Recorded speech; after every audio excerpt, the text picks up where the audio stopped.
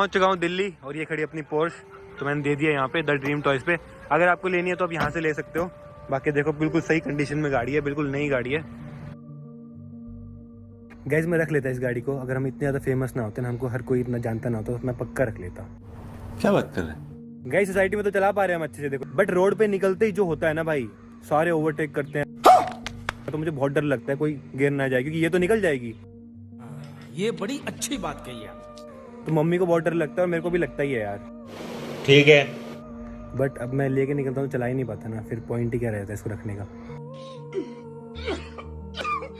तो घर है वापस मोड़ लूँ, यू टर्न ले लेता हूँ वापस हल्द्वानी के लिए। बट आज मम्मी बहुत खुश है, मैं इसको लेके गया हूँ तो मम्मी बहुत खुश है। साला ये दुख का खत्म नहीं होता बे। पहुंच चुका हूँ दिल्ली और ये खड़ी अपनी पोर्श, तो मैंने दे दिया यहाँ पे द ड्रीम टॉयज पे। अगर आपको लेनी है तो आप यहाँ से ले सकते हो।